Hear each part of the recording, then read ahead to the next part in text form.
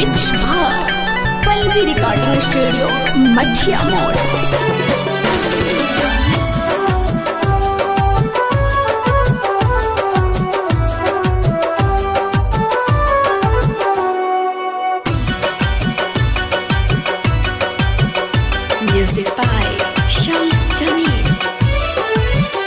हाथी मेहंदी लागल माथे सजी से नूर, हाथी मेहंदी लागल माथे सजी से नूर। चीता हमार सजी जहब चल जइबू दूर, चीता हमार सजी जहब चल जइबू दूर। शादी करे खातिर कौन सारवा कैलस महजबूर, शादी करे खातिर कौन सारवा कैलस महजबूर। चीता हमार सजी जहब चल जइबू दूर, चीता हमार सजी जहब चल जइबू दूर।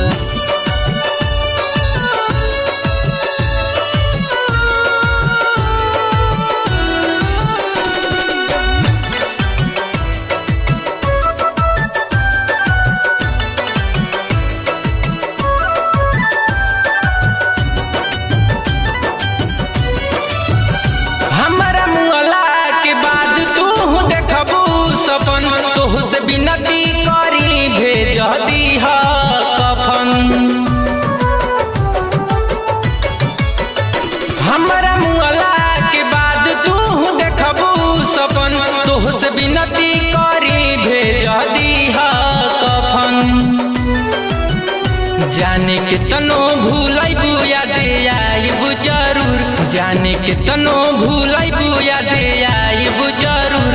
चीता हमार सजी जहब चल जइबू दूर, चीता हमार सजी जहब चल जइबू दूर।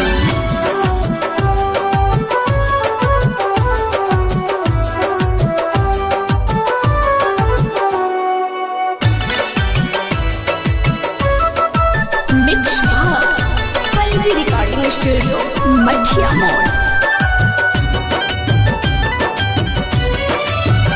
राइटर मंटू मतलबी के हो गईलू हो, काहे अजितवा के जिंदगी तू धो गईलू हो। राइटर मंटू मतलबी के हो गईलू हो, अजय गुड्डू के जिंदगी तू धो गईलू हो। कहे अरविंद अलबेला दिल के 10 तुर, कहे अरविंद अलबेला दिल के 10 तुर। चीता हमार सजी जहब चल जइबू दूर, चीता हमार सजी जहब चल जइबू दूर। शादी करे खातिर कौन सारवा कैलस महजबूर, शादी करे खातिर कौन सारवा कैलस महजबूर। चीता हमार सजी जहब चल जइबू दूर, चीता हमार सजी जहब चल जइबू दूर।